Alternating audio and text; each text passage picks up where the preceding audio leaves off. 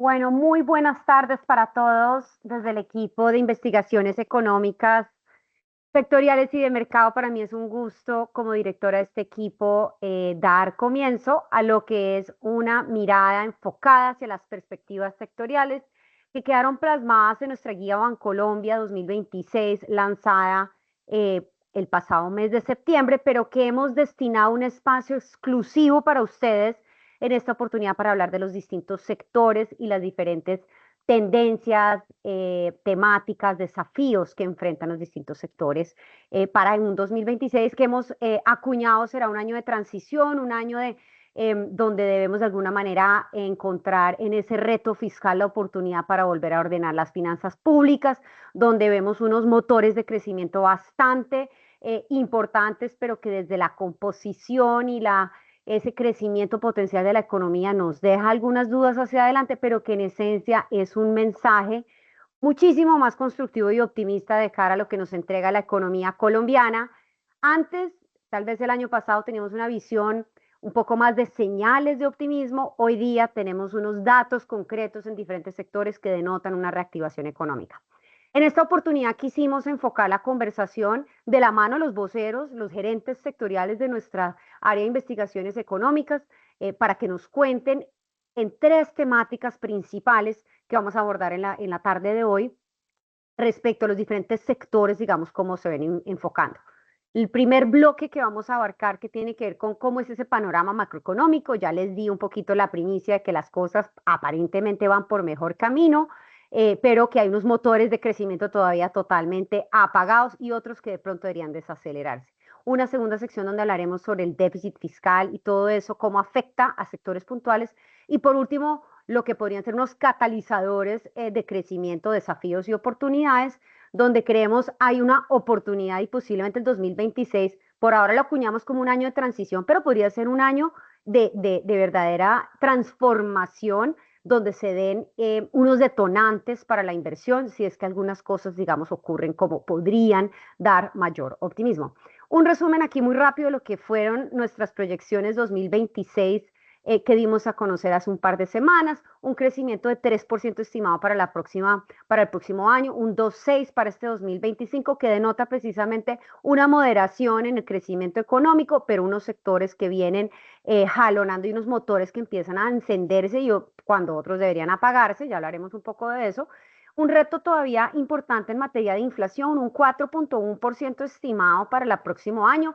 Todavía estimamos un 5,1 para el 2025, entonces seguirá siendo el 2026 un año de moderación en los precios y un proceso de desinflación, pero mucho más lento. Y estamos pues a puertas de lo que sea una negociación del salario mínimo. Ya sabemos la historia en el 2025, un salario mínimo que se traduce en un fenómeno de indexación, en arriendos elevados, servicios públicos, razón por la cual, si bien estimamos el proceso de desinflación continuará el próximo año, todavía se ubicará por encima de la meta del Banco República. Por sexto año consecutivo pierde la materia del Banco de la República con un 4,1%, que no me vayan a oír los banqueros centrales, pero qué reto tan importante que están viendo todos los diferentes bancos centrales del mundo para realmente traer nuevamente la inflación hacia su meta y anclar esas expectativas. Consecuentemente, estimamos que este año el Banco de la República no vaya a mover sus tasas de interés. Ya nos dieron la razón en su último comunicado, falta una decisión más o dos hacia finales de este año. Estimamos que se mantengan el 9,25 este año, pero que el próximo año, conforme la inflación continúe reduciéndose, se puedan dar 4 recortes de 25 puntos básicos, 8,25% de tasa de interés, que sigue siendo una tasa bastante elevada, que hace atractivo traer recursos a nuestros países, pero que desestima de alguna manera lo que pueda ocurrir en materia de reactivación económica, inversión, maquinaria, equipo, con unos todavía costos de financiamiento que denotan unos retos estructurales, que me lleva precisamente al tema fiscal. 6,5% como porcentaje del PIB estimado de déficit fiscal para el próximo año. Este puede ser el piso. Hay analistas que hablan de 7,5 también para el próximo año. Somos un poco más cautelosos frente a lo que pueda ser una corrección en el déficit fiscal si se dan las señales adecuadas, pero mucho nivel de incertidumbre todavía para el 2026 en materia fiscal. Y pues falta ver que realmente el recaudo vaya a aumentarse. Un ambiente donde no hay regla fiscal, pues todo se complica.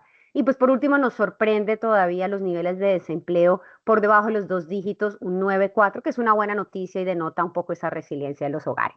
Muy bien, entrando entonces en materia en lo que serán algunos de los sectores líderes. Sabemos que el entretenimiento, el agro fueron líderes el año pasado, lo siguen siendo en este 2025. ¿Será que van a perder tracción en el 2026? Pues vemos que es que hay buena demanda interna en el país para alimentos, entonces un sector agro que se ve favorecido por ello, pero también hay buenas noticias desde los hogares, remesas, bajo desempleo, que hacen ver que el entretenimiento sigue siendo muy prioritario. Incluso pues próximo año, un año de mundial. ¿Cómo van a estar ustedes gastando a mitad del año en sus apuestas online, en sus viajes? Entonces, pues el entretenimiento y agro todavía sectores líderes, a lo cual también se viene sumando el sector comercio. Ahí lo ven como el CITAC, que reúne distintos sectores relacionados con comercio, alimentos, transporte, creciendo pues por encima del 4% estos 2 años. Entonces, se empiezan a sumar más sectores a esta composición desde la oferta del PIB, pero pues ven a mano derecha un sector minero energético pues muy contraído en zona roja y con grandes preguntas de cómo se va a perfilar nuevamente, aportarle al país tanto en lo fiscal como en la inversión. Tenemos una economía en transición, una economía que está transicionando hacia que otros sectores empiezan a ser más líderes en la composición, en el consumo, y pues son retos hacia adelante. Bueno, muy bien, ahora sí le damos paso a nuestros gerentes sectoriales en las diferentes materias para hablar más desde una temática transversal, lo que ya hemos venido aquí como ambientando, que tiene que ver con esos motores de crecimiento. ¿Por qué es tan malo que una economía crezca a punta de consumo? Nos preguntamos todos, que lo venimos disfrutando con todas esas salidas turísticas al entretenimiento, pero vamos a ver que es que hay necesidad de que otros sectores comiencen a engranar, a tener una mayor demanda por empleo y otra serie, digamos, de factores que se engranan con otros sectores económicos. Entonces, en esta sección vamos a arrancar con una conversación en la que nos va a estar aportando Paolo Betancourt, nuestro gerente sectorial de sector comercio y consumo, así como John Freddy Escobar, de gerente sectorial en materia de agroindustria, y Andrea Tuesta, para hablar también de lo que es un catalizador para el sector del consumo y que desde un banco debemos poder hablar sobre cuál va a ser la dinámica de la cartera y cómo apalanca los diferentes sectores. Entonces, en esta sección, para arrancar, pues la pregunta un poco para los tres tiene que ver con dónde vemos esas oportunidades para estos sectores agro, comercio y servicios financieros, que repito, son sectores que hasta el momento han venido dinamizando la actividad económica, pero que enfrentan retos como los que ya mencioné, altas tasas de interés, inflación todavía algo desafiante, y qué otros factores ven que puedan dinamizar desde la visión de cada uno. Adelante, Paolo. Gracias, Laura. Bueno, acá para empezar, y como lo mencionabas, el consumo sigue siendo ese pilar fundamental de nuestra economía en términos de crecimiento y también de aporte al PIB. Y acá para que entendamos un poco de dónde viene ese crecimiento del consumo, yo siempre hablo de dos pilares. El primer pilar, desde los ingresos, bien lo mencionabas al inicio, el desempleo que sigue bajando proporciona mayores ingresos a nuestros hogares, pero también el envío de remesas desde el extranjero y según nuestro último reporte, encontramos que esas remesas se utilizan para el consumo. Entonces tenemos ese primer pilar de ingresos. Hay un segundo pilar que de pronto no se habla tanto, pero ha sido fundamental en que el consumo hoy crezca al cierre de este año 3,8%. Esto nos indica muy superior al crecimiento del PIB y que para el otro año esté muy cercano también al crecimiento del PIB y es mayor ingreso disponible para el consumo de corto plazo. Y aquí lo baso en dos hipótesis y en dos datos muy importantes. El ahorro que aún no se recupera a niveles previos de pandemia, entonces ahorramos menos, tenemos más para consumo de corto plazo. Y segundo, nos endeudamos menos y al endeudarnos menos, pues tenemos que pagar menos intereses y por ende nos queda más consumo para utilizarlo en el corto plazo. Ambos pilares, mayores ingresos y mayores ingresos para consumo de corto plazo, han sido esos componentes que llevan al consumo a crecer. Y ahora acá explico rápidamente la gráfica que están observando. En amarillo encontramos los componentes del consumo que entre el 2019 y 2025 no tuvieron ningún cambio, estuvieron estables con muy pequeñas variaciones en términos de puntos porcentuales. Tenemos en naranjado los que pierden participación, alojamiento, servicios del hogar y combustible, prendas de vestir, aquí bienes semidurables, y donde pues, es entretenimiento, que ha sido tan famoso, los que ganan participación, entretenimiento y salud. Primero, para hablar desde el lado de salud, dos eh, pilares, también podríamos decirlo, han hecho que este gasto aumente. Tanto la incertidumbre alrededor del sistema hace que las personas prioricen su gasto y adelanten todas esas visitas al médico que se tenían previamente atrasadas. Y lo otro, también una investigación realizada por nuestros investigadores del equipo de dirección de nuestra dirección, el cambio en la composición demográfica hace que entre más viejos seamos, pues más gasto en salud tengamos.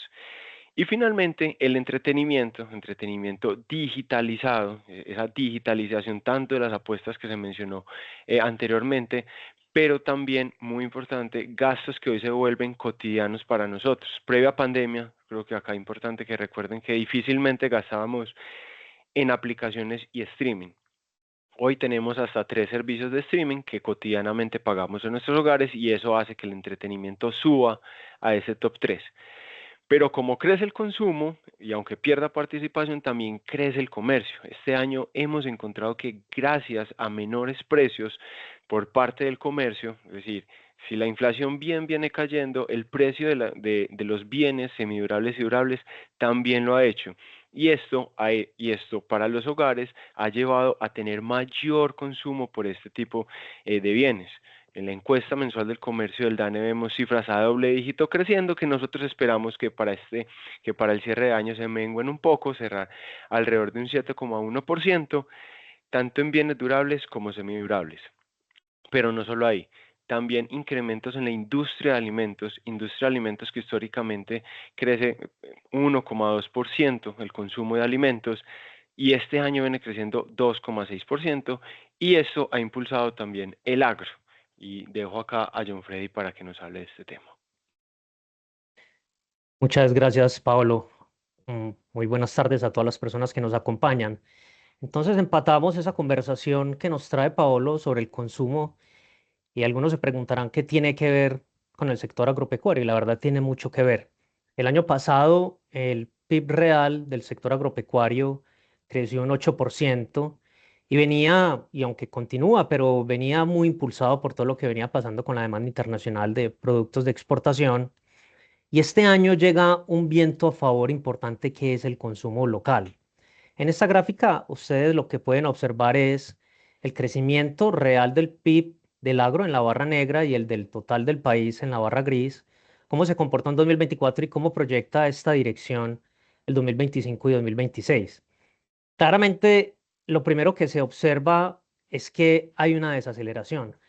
Pero en medio de esa desaceleración, en donde para este año se proyecta un 4,5% de crecimiento para el agro, pues miren que ese dato es bastante superior a lo que se está estimando para el total de la economía. Y para un 2026 un valor bastante similar. Claro que hay algunos vientos, digamos, a favor y en contra. Lo primero que hay que decir es que el consumo y el comercio, como mostraba Paolo, viene teniendo un muy buen desempeño y eso ha jalonado algunas ramas del sector agropecuario como lo que llama el DANE la ganadería, incluye todas las actividades pecuarias. Si ustedes miran las cifras, no nos daría el tiempo, pero las cifras de crecimiento en producción avícola son bastante importantes. El sacrificio bovino vuelve a repuntar de una manera muy importante y de una manera muy importante para el mercado local. También lo hace el sector porcícola, entonces es una rama que viene creciendo bastante bien. De otro lado, en los otros cultivos están algunos frutales, seguramente muchos enfocados en exportación que vienen madurando, que vienen entrando a sus huertos en una etapa de mayor productividad.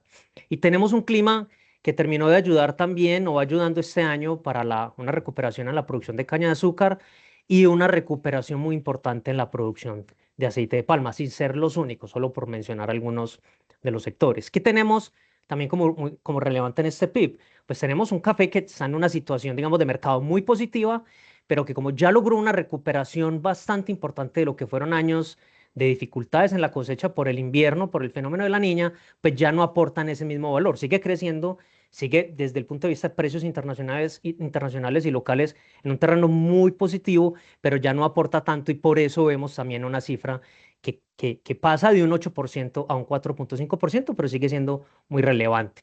Vamos un slide hacia adelante y tal vez la novedad, porque siempre hemos hablado mucho del eslabón primario del agro y queríamos dedicar este espacio, y lo verán en la guía del 2026 también, hacer un reconocimiento también a las industrias de alimentos procesados que compran muchas de ellas materias primas locales, que son jalonadores de demanda y que vienen repuntando bastante bien derivado de lo que Paolo mostraba sobre el comercio y el consumo. Estas son 6 industrias alimenticias, no son las únicas, seguramente algunos clientes o empresas se nos quedan por fuera, pero en una clasificación de 6 grandes industrias de alimentos, ustedes ven en ese gráfico lo que fue el crecimiento nominal y real en el 2024 de las ventas y lo que viene acumulado a julio de 2025. Solo para resaltar algunas de ellas, miren como productos cárnicos que demanda, por supuesto, productos de la industria avícola, porcícola y relacionados, pues tuvo una caída en términos reales del 0,8% en 2024 y ya este año en el acumulado de julio lleva un crecimiento real en las ventas del 2,9%, después de haber tenido que enfrentar un reto muy importante como el de los impuestos a la comida, digamos lo que se llamaba como el impuesto a la comida chatarra o los impuestos a los alimentos no saludables. En segundo sentido, o en segundo lugar, tenemos chocolate y confitería. Muchas veces no hablamos de esta industria, pero es una de las industrias más relevantes en exportación de alimentos procesados que llega a varios continentes, a muchos países, que tuvo una caída del 4,3% en 2024, pero que a julio de este año acumula un crecimiento del 3,2%. No exento de retos con los precios del cacao, pero recuperando terreno de una manera importante. Finalmente, o antes de ir cerrando, pues aceites vegetales, que pueden ver la diferencia entre el crecimiento nominal y real en el acumulado julio del 2025, un 22% nominal, un real del 5,7%. La diferencia entre esos dos datos, como lo miden los economistas, hace referencia a la inflación usualmente. Es una industria que todavía se debate un poco con el aumento de los precios internacionales de las materias primas. Y finalmente, productos lácteos. Tal vez es el ejemplo, no el más importante, pero el que quisiéramos resaltar de una recuperación después de probablemente año y medio, 2 años de decrecimiento en las ventas de leche y de productos lácteos, que generó algunas dificultades seguramente en el acopio y en las compras de leche al ganadero. Pues empezamos a ver una situación muy diferente. Y esa situación diferente se ve muy clara en las cifras a julio del 2025. Un crecimiento real del 9,2%, casi llega a doble dígito, y un crecimiento nominal del 9,6%. De nuevo, retomando la teoría económica de que la diferencia entre lo nominal y real es la inflación, miren que los precios entonces es muy poco lo que están aportando ya en esas ventas. Quiere decir que la inflación en los productos lácteos se ha controlado, se ha estabilizado, y eso es un síntoma muy importante para permitir que la demanda continúe de una manera dinámica. Muchas gracias. Le doy paso a Andrea entonces para que nos cuente un poco más desde el punto de vista de la dinámica del crédito. Muchas gracias, John Freddy. Buenas tardes para todos. Bueno, pues muy en línea como con lo que hemos conversado, el sector financiero pues también atraviesa un importante proceso de recuperación en un contexto, pues como ya lo he mencionado, marcado por el fortalecimiento de la demanda, mejores registros de actividad económica y esto pues también en medio del mayor ingreso disponible en los hogares y también pues una gestión estratégica por parte de los establecimientos de crédito. Esto es pues un entorno que continuaría presentando al mismo tiempo unos retos importantes en términos de tasas de interés elevadas, volatilidad de los mercados y también pues lo que hemos visto en materia de coyuntura fiscal. Los datos recientes a julio, como para dar un contexto de cómo se ha comportado la cartera durante este año, evidencian que la cartera bruta ya inició una senda de expansión en términos reales. También vemos una importante mejora en la calidad de la cartera y esto pues en este contexto de mayor dinamismo económico que ha beneficiado al sector financiero. La cartera total a julio vemos una expansión del 0,7 real anual, que significa un 5,7, un crecimiento de 5,7 nominal, que digamos que marca lo que sería un inicio de la fase de expansión. También destacamos la mejora en la calidad de la cartera vencida al mes de julio cayó en un 12% nominal, sin embargo, pues existen ciertas presiones en los segmentos principalmente comercial y vivienda, y el ICB que vemos a julio es el más bajo en 26 meses. Entonces esto es muy importante porque está siendo impulsado principalmente o sigue siendo impulsado por la mejora en la cartera de consumo, que como un promedio de la disminución en su cartera vencida en 2025 alcanza un 24% nominal y en julio alcanzó pues su mayor retroceso en este periodo. Y esto, pues digamos que ha tenido un impacto positivo en las utilidades del sistema, que después de caer, de presentar caída en las utilidades entre enero y agosto de 2024, sigue recuperándose y ha permitido que el ROE vuelva a alcanzar para todo el sistema niveles doble dígitos desde marzo de 2025, lo cual vemos muy positivo. Y esto efecto no solo de un menor gasto en provisiones a los cuales ha tenido que digamos que los bancos recurrir, sino que también hemos visto que se han generado también unos ciertos castigos pues de la cartera. Entonces pues vemos que hay como varios efectos por este lado. Y como una perspectiva pues esperamos que esta fase de expansión siga consolidándose durante este año, la calidad siga mejorando y pues continuaría marcado por la gradualidad. Pone pues como esta mixtura entre tasas de interés elevado, fortalecimiento de la demanda ahorro de los hogares, que también los vemos un nivel de ahorro mucho más positivo que ha mejorado significativamente, pero pues todavía no ha llegado a los niveles prepandemia, y así pues mantenemos nuestra estimación que la cartera de crédito cerraría el 2025 con un crecimiento nominal del 6.1%, el cual mantuvimos inalterado, y 6.5% para 2026. Además de un mejor comportamiento de la cartera vencida, que estamos esperando, impulsado por mejores registros en la cartera de consumo, que seguiría mejorando entre 2025 y 2026. La cartera comercial, componente clave que mantendría un ritmo moderado de crecimiento. Estimamos un avance del 5.7% para 2025, 5.5% para 2026. Ahí ajustamos un poco a la baja ese crecimiento en la cartera comercial. Las grandes empresas pues continuaría siendo ese motor de crecimiento de la cartera bruta comercial, tanto que las pymes y las microempresas seguirían como en esa recuperación, pero todavía pues en terreno contractivo en términos reales.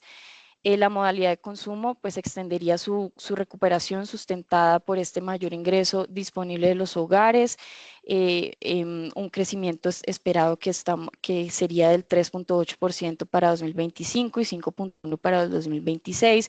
Ahí ajustamos al alza este pronóstico que tenemos, y esto pues apalancado en el fortalecimiento de la demanda de los hogares, en especial bienes durables y semidurables, como consecuencia pues también de lo que pues conversábamos anteriormente, incremento de los ingresos por cuenta de las fortalezas de las remesas, la baja tasa de desempleo y los sucesivos y elevados incrementos en el salario mínimo. Y la cartera de vivienda, pues creemos que mantendrá como esa solidez y resiliencia. Esperamos que para 2025 y 2026 mantengan un crecimiento de doble dígito del 10.5% y 11% respectivamente, y esto pues digamos que sustentado en la mejora sostenida que hemos visto del sector, recuperación en ventas de vivienda, mayor dinamismo en el mercado de vivienda usado, también en el segmento BIS. Entonces, y esto pues en medio de un mercado con amplio espacio de crecimiento potencial. Y finalmente, frente a la cartera vencida, también mejoramos levemente nuestra visión del índice de cartera vencida hasta 4.2% para cierre 2025 y 4% para 2026, y esta visión implica pues el menor nivel de ICB desde su máximo alcanzado en abril de 2024 del 5.25%, y esto pues favorecido por todos estos factores que mencionamos anteriormente, descenso acumulado pues en las tasas de interés y las estrategias que se han venido implementando en gestión de riesgo por parte de los establecimientos de crédito. Eso es pues lo que tenía por mencionar en este bloque. Doy paso al siguiente bloque, en el cual hablaremos sobre el déficit fiscal y su impacto sectorial. Pues en efecto ven cómo somos una economía que consume más, invierte menos, un sistema financiero que viene recuperando el dinamismo de su cartera, pero que enfrenta todavía unas condiciones de financiamiento con altas tasas de interés desafiantes, que nos lleva también a ver cómo el tema de tasas de interés une con el déficit fiscal. Tenemos un Banco de la República que toma decisiones entendiendo que hoy Colombia es más costosa por cuenta de tener una prima de riesgo mayor. Nos vemos diferente frente a mercados internacionales. Hoy día nuestra deuda soberana se transa a niveles más de calificaciones de riesgo por debajo de la que actualmente tenemos, y pues podría estar sobre el radar para el 2026 una nueva rebaja de la calificación para Colombia, y todo ello apunta a que simplemente la situación fiscal se ha vuelto insostenible, indisciplinada, y tenemos 3 años de tener aplicada la cláusula de escape de la regla fiscal, que va a dejar pues unos déficits abultados, como ya les comenté, por encima del 7% como porcentaje del PIB. Entonces, miremos un poquito cómo esto impacta a qué sectores y pues cuál es la visión de cara hacia adelante. Además, recordar que estamos pues en una conversación internacional muy importante. Hablamos de temas de una desertificación a Colombia, que también va a implicar posiblemente unos menores niveles de inversión extranjera directa cayendo. Tenemos una línea de crédito flexible que quedó suspendida con el Fondo Monetario Internacional, precisamente por no portarnos también, digamos, en el tema fiscal. Y como hemos venido mencionando, pues en los siguientes años tendrán que ser unos años de transición hacia nuevamente la disciplina fiscal. ¿Por dónde se arranca? Hay inflexibilidades en el gasto, hay necesidades de gasto social, entrará un nuevo gobierno que por definición los primeros años de gobierno y también los últimos tienden a ser de elevado gasto fiscal, entonces pues con un impacto sectorial que pues por momentos nos hace ver que tal vez ese crecimiento estimado pues podría ser mayor, pero acá hay un freno de mano puesto y se llama el déficit fiscal. Voy a arrancar en esta sección a hablar con Nicolás Pineda, nuestro gerente sectorial en materia de recursos naturales, construcción, infraestructura, unos sectores pues que movilizan el capital, movilizan la inversión y también la demanda de mano de obra y que por supuesto enfrentan unos grandes retos de cara al tema fiscal. Y hablaremos también con Andrea Tuesta para tener una visión del tema de tasas de interés como UNE en sectores tan importantes como son los de gobierno, salud, educación y otros.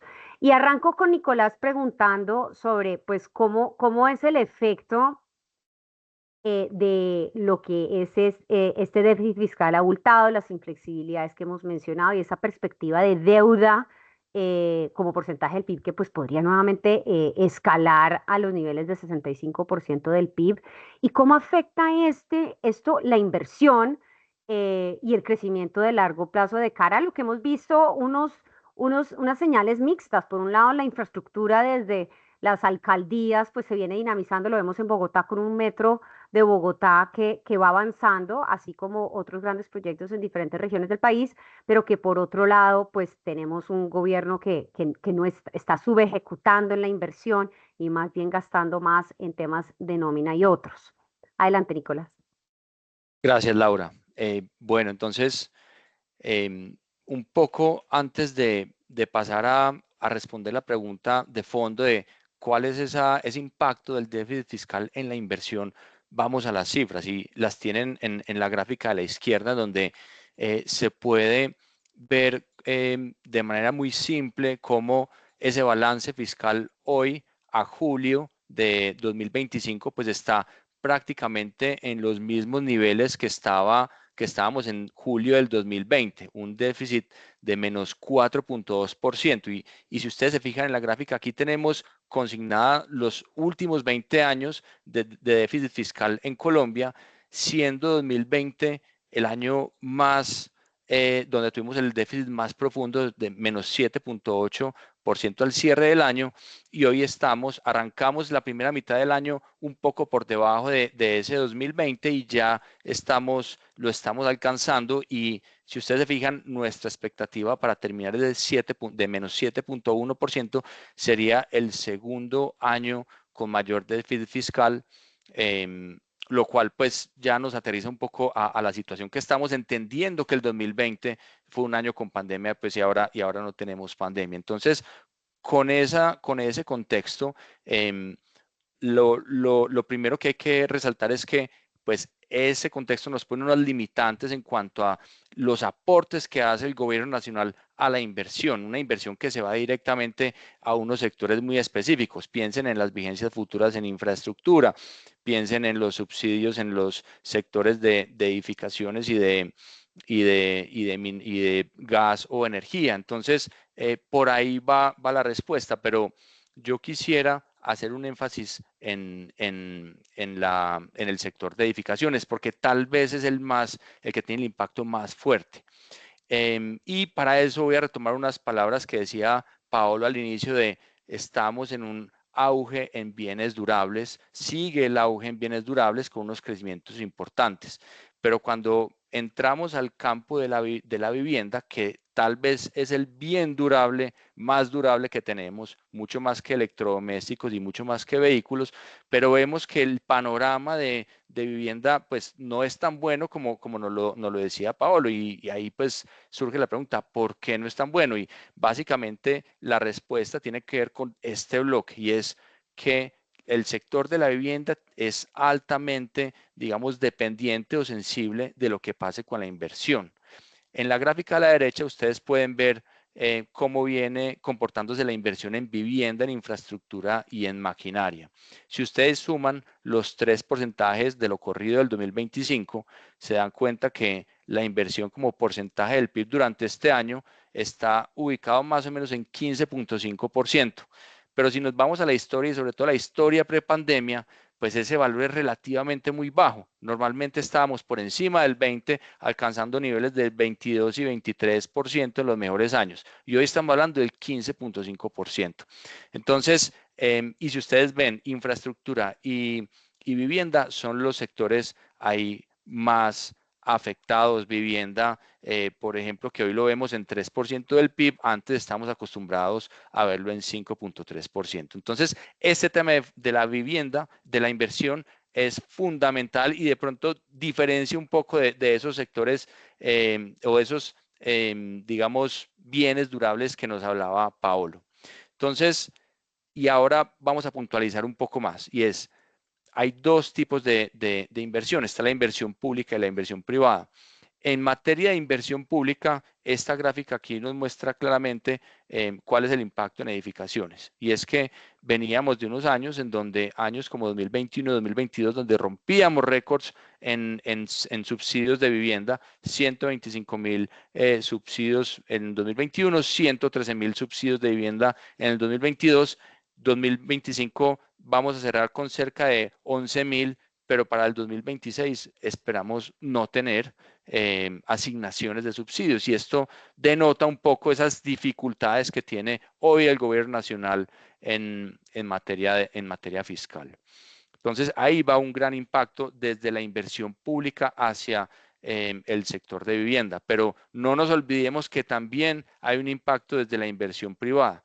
¿En qué sentido? En que hoy en día, y el Banco de la República ha sido muy claro en su postura, y es esas tasas de interés que se mantienen más altas por más tiempo, en buena parte lo hacen para un poco contener toda la incertidumbre fiscal que tenemos derivado pues de este contexto que ya hablamos. Entonces, esas mayores tasas lo que hacen es justamente limitar la inversión privada, la inversión que hacen los hogares en vivienda nueva, y esto indudablemente le pone un freno a la dinámica en este sector en materia de ventas, pero también en iniciaciones y en general en los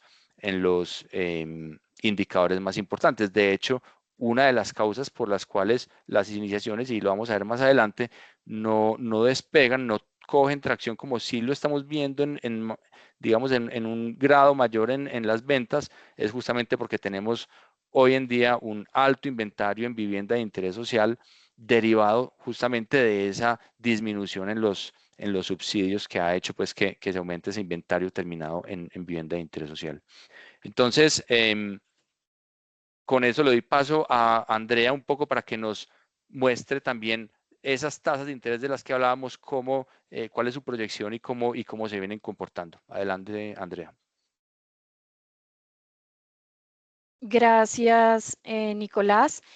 En cuanto a la política monetaria, pues los menores recortes de la tasa y la cautela en las decisiones, pues lo que vemos es que implicarían un descenso más pausado en las tasas comerciales, que aunque han caído de manera notable y en una mayor proporción frente a lo que ha caído la tasa de política monetaria, permanecen en niveles elevados en términos históricos. Nosotros esperamos que las tasas se sostendrían en estos niveles elevados, con un margen más acotado a la baja en lo restante de 2025 y buena parte de 2026, y esto sería pues como un factor que seguiría siendo el principal limitante en la velocidad de la recuperación del crédito, que recordemos para el próximo año estamos esperando un crecimiento de la cartera total del 6,5% en términos nominales. Nosotros no estamos viendo un mayor espacio a la baja en las tasas comerciales, esto teniendo en cuenta el déficit fiscal y que Banrep no estaría viendo que mejore en un corto plazo, y en el acumulado las tasas comerciales, pues como lo mencioné anteriormente, han bajado en mayor medida frente a la tasa de política monetaria. Digamos que el sistema financiero se había venido anticipando a una mayor velocidad en la disminución de la tasa de interés, y ahí la pregunta es cuál sería pues como ese límite para el sector financiero seguir bajando las tasas. Así estaríamos esperando que la tasa ponderada de colocación de consumo baje cerca de 100 básicos a diciembre entre 2025 y 2026. Vivienda se mantenga también presente una disminución cercana a los 70 básicos. Comercial también presente una disminución un poco superior a los 150 básicos, y igualmente para la tasa de tasa repo también estaríamos esperando una disminución de 100 básicos, entonces muy alineados con lo que se estaría esperando en cuanto a la disminución de la tasa repo. También lo veríamos en las tasas comerciales de colocación por cada uno de los segmentos. Ahora bien, hablando de los sectores que podrían ser, pues que se verían impactados negativamente por la situación fiscal y por estas limitaciones en el gasto de inversión, pues tenemos al sector salud. El sistema de salud durante el primer semestre de 2025 llegó en medio de una situación financiera pues bastante crítica. Si bien se han tomado algunas medidas para sostener como los problemas de liquidez, los registros recientes siguen mostrando que el sistema de salud enfrenta una tensión estructural entre el volumen de servicios prestados y esa capacidad de financiación del sistema. Las utilidades netas de las EPS siguen acumulando pérdidas significativas. Entre 2023 y 2025 siguen presentando un alto déficit que a junio de 2025 supera los 6 billones de pesos. Y lo que vemos es que el decreto de giro directo pareciera pues estar atrapando caja, y en nuestras estimaciones el promedio en cuentas por cobrar pasó de 58 días en 2021 a 131 días en junio de 2025. Y esto pues generando un incremento cercano a los 10 billones en el monto total de cuentas por cobrar, y como es de esperar, pues esta estrechez de caja se transmite en el sistema a través del crecimiento de cuentas por pagar. Si bien el giro directo a IPS por parte de la ADRES se ha incrementado, al atar ese 20% de pago, se estaría generando un mayor bloqueo de lo anticipado en la caja, y también lo que estamos viendo es que la siniestralidad de la UPC se mantiene por encima del 100%, lo que estaría evidenciando que el gasto de salud supera de manera sostenida el ingreso reconocido por asegurado, y este desajuste crónico sigue comprometiendo la sostenibilidad del modelo de aseguramiento. De cara a 2026 y al mediano plazo, pues lo que vemos es que el principal reto del sector está en recuperar como ese balance financiero mínimo que permita garantizar la sostenibilidad tanto de los aseguradores como los modelos prestadores del servicio. Y aquí le doy paso a Nicolás para que continúe con los otros sectores, el sector de infraestructura, que también se ve bastante impactado por esta situación fiscal. Gracias, Andrea. Muy rápidamente para acabar con este bloque y tener tiempo para el siguiente, un par de comentarios adicionales sobre infraestructura, pero también sobre energía, energía y gas. Lo primero en infraestructura es, como ustedes pueden ver en la gráfica a la derecha, nuestro outlook para este año y para el próximo año es de unos crecimientos interesantes del orden del 7% y 5.5% respectivamente. No obstante, pues realmente vemos que hay unas amplias oportunidades para alcanzar realmente un máximo potencial de este sector, en la medida en que, si bien vemos esos crecimientos, fíjense que hacia atrás hemos pasado por 4 años de grandes contracciones, entonces lo que estamos viendo es más como un efecto recuperación.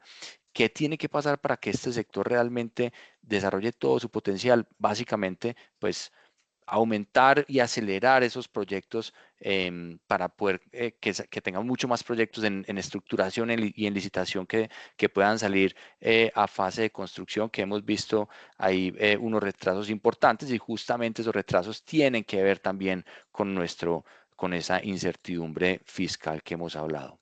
Eso desde infraestructura y cierro con este comentario sobre gas y energía y son dos sectores que también dependen en buena parte de los aportes que hace el gobierno nacional en subsidios. Y aquí hemos visto, digamos, también unos afectaciones por cuenta de esas demoras en el pago que hace el gobierno nacional a los comercializadores de gas y de energía por cuenta de los subsidios de las facturas pues, de los hogares.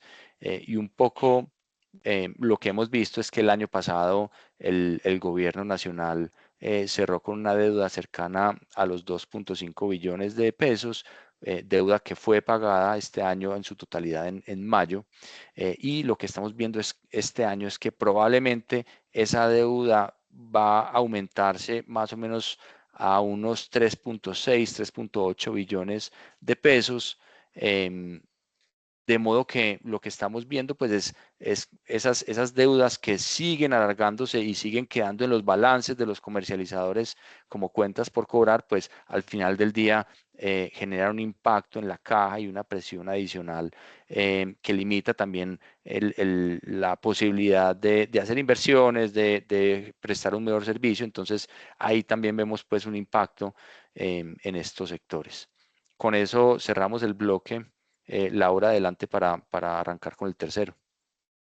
Bueno, y finalmente, para esta última sección, lo hemos llamado catalizadores, porque creemos que tenemos una visión prudente, moderada de lo que será un año de transición para el 2026, con unos números mejores, pero que pues podrían realmente ser mucho mejores si se dan algunos detonantes de algunas de las oportunidades y se mitigan de alguna manera los riesgos ya mencionados. En particular, vemos como un potencial, lo que al inicio era un gran riesgo, que era este tema de guerra comercial, se ha convertido de alguna manera en una oportunidad y un catalizador para Colombia, entendiendo que su situación, digamos, arancelaria por cosas del azar y falta ver que se mantenga de esa manera, pues se mantiene en una postura relativamente neutral o menos, digamos, impactada por la visión del gobierno de Donald Trump hasta el momento. Y en eso pues hay oportunidades de cara a eso. Y también vemos que podría haber unos catalizadores en otros frentes, que es precisamente la conversación de este último bloque.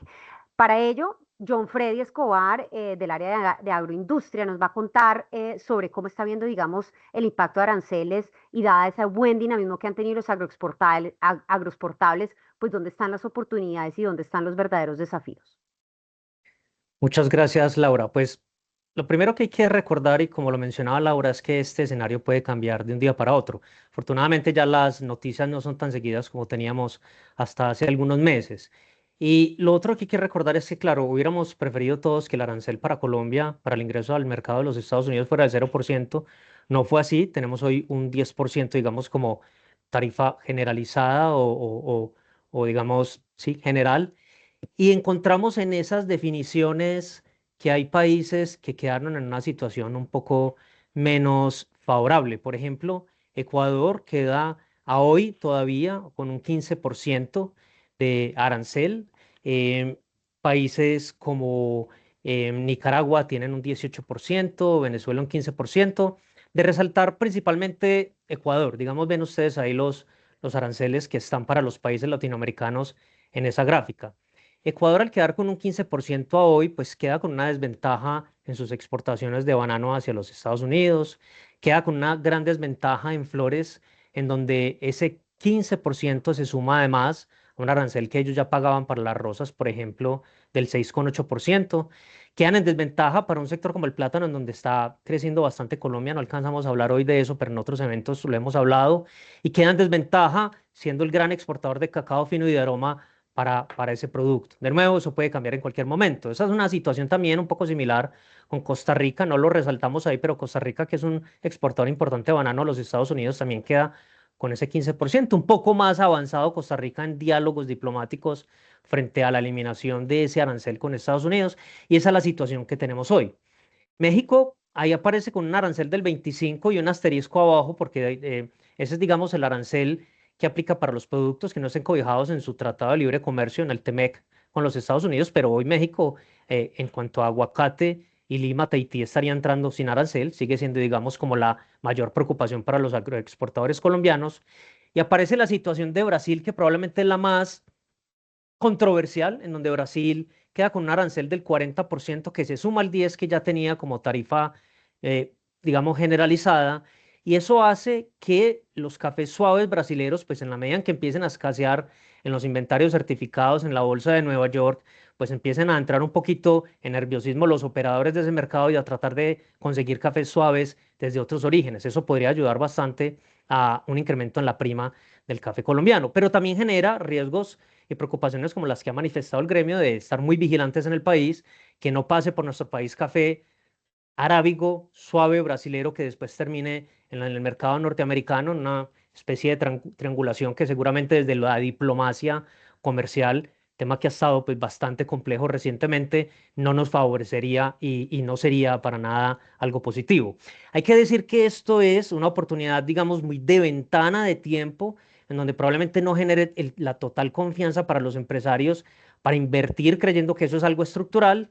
Es una oportunidad temporal probablemente que quede para mejorar en algún momento para algunos productos precios, o desde el otro lado para exportadores que tienen una relación muy consolidada, directa con el canal de comercialización en el exterior, también de decir, nosotros no vamos a jugarle a una especulación en precios y vamos a mantener nuestra oferta. Cada agricultor, empresario, exportador la utilizará esa situación de la manera como considere que es más benéfica para su negocio.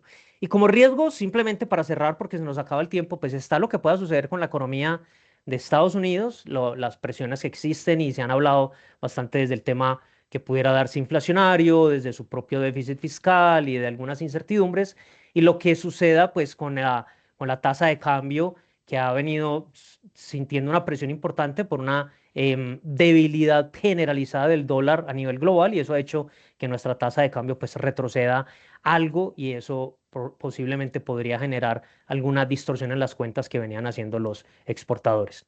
Con esto entonces le doy paso a mis compañeros para continuar con esta parte de la presentación.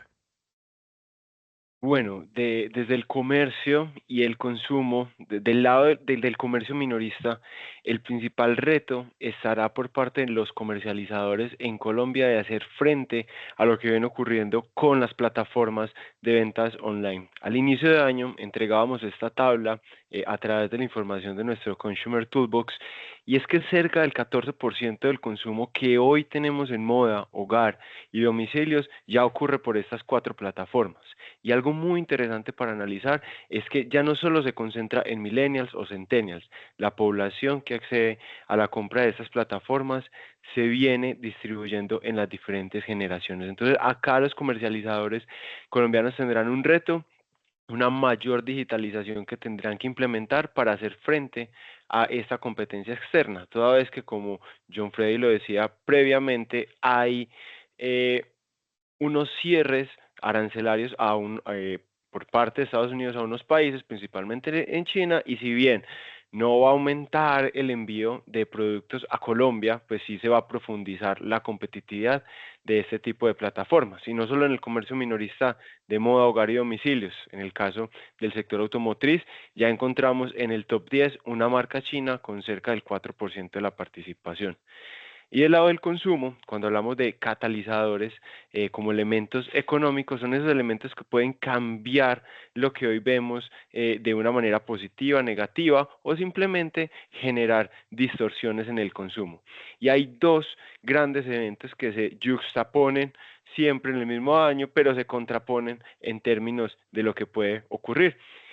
Tenemos un año electoral, siempre que hay elecciones suele generar mayor incertidumbre en los consumidores, y esto llevaría a que se priorice el gasto esencial, o como nos hablaba Nicolás ahora, que se prioricen inversiones de mayor largo plazo. Entonces, esto primero podría causar alguna disminución en el consumo de corto plazo, como lo decíamos inicialmente, pero está el Mundial de Fútbol, que seguirá teniendo al entretenimiento en ese top 3 de las categorías más relevantes para el consumo del país, y que ambos estarán pues dentro de la observación y bajo nuestra lupa para entender cómo cambia el consumo en este año electoral y con Mundial de Fútbol. Adelante, Nicolás. Gracias, Pablo. Cerramos entonces el bloque un poco también dando unos mensajes desde edificaciones, donde pues veíamos en el bloque anterior los retos, pero aquí un poco resaltar también oportunidades que vemos en materia de ventas. Esperamos este año cerrar con 167.000 unidades vendidas. Eso supone un crecimiento del 8.7%, y el próximo año incluso aumentar a 175.000 unidades vendidas, que sería un crecimiento cercano al 4.8%. La tarea sigue estando en manos del indicador de iniciaciones de vivienda, que es el número de viviendas que empieza esa fase de construcción, en donde vamos a cerrar un 2025 con 110.000 unidades. Realmente es un valor muy bajo, probablemente el más bajo de los últimos 15 años, pero en el 2026 ya vamos a empezar a ver como esa recuperación. Entonces, eso sumado a los datos que nos daba Andrea de cartera de vivienda, en donde teníamos una dinámica muy buena, incluso por encima de las demás modalidades de cartera, y teniendo en cuenta también unas tasas que van a estar relativamente estables. Ahí veíamos en las preguntas una pregunta puntual sobre las tasas de vivienda. Las tasas de vivienda van a seguir estables, y ahí pues quedan en las memorias de la presentación los gráficos.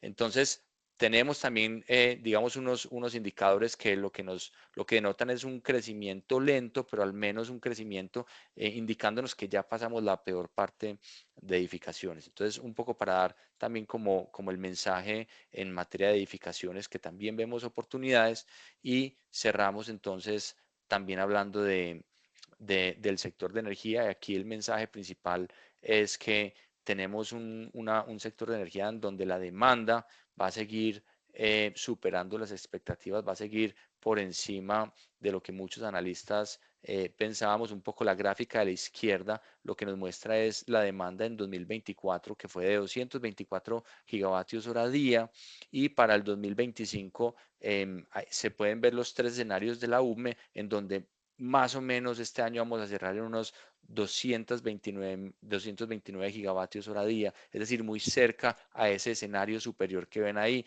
incluso superando el 2024, que recordemos que el 2024 fue un año de alta demanda de energía por cuenta del fenómeno del Niño, y que aquí pues 2025 lo vamos a superar. Entonces, esa mayor demanda que digamos, se da a raíz de varios componentes, entre ellos el cambio climático, pero también mayor hogares conectándose al sistema interconectado nacional, pero por otro lado un parque automotor que sigue electrificándose. Entonces va a seguir poniendo presión, va a seguir poniendo la vara más arriba para nuestra matriz energética, y eso nos va a obligar a crecer mucho más rápido la matriz, pero no solamente crecer, sino diversificar para tener una matriz mucho más resiliente, lo cual pues nos va a permitir pasar esos momentos de sequía de una mejor manera. La buena noticia es que tenemos digamos, un pipeline de negocios muy enfocado en solar, lo cual es importante por la diversificación que nos da. Sin embargo, aquí el mensaje es: necesitamos energía de muchas fuentes diferentes, justamente para poder tener mayor diversificación, pero también aumentar el nivel de confiabilidad y de firmeza. Entonces, con eso cierro y le doy paso a Laura para las conclusiones finales. Bueno, muchas gracias a todos por haberse conectado hasta este minuto. Ahí tienen la conversación de lo sectorial, las proyecciones sectoriales que incluye nuestra publicación de Guía Bancolombia, y estimamos número de ventas de vivienda, los indicadores de cartera que pudimos compartir, entre otros. Invitarlos a consultar el material, invitarlos a planificar un 2026 que repetimos será un año de transición, donde creo que hay que tener unas expectativas muy ancladas de cara a lo que debería estar haciendo nuestro país en materia de crecimiento, disciplina fiscal, pero con grandes oportunidades, como acá se mencionaron, los diferentes sectores, una composición desde los sectores muchísimo más heterogénea, con desafíos, por supuesto, en algunas puntas y algunos sectores, pero con un 2026 que vemos cada vez más favorable en materia económica y que estimamos que si se dan buenas señales en lo fiscal, en la confianza para inversionistas, podrían incluso estar por encima y pues nos estaríamos equivocando, pero sería con un buen motivo. Así que agradecerles a todos, invitarlos a consultar nuestra publicación y gracias a todo el equipo de Bancolombia que hace posible este espacio.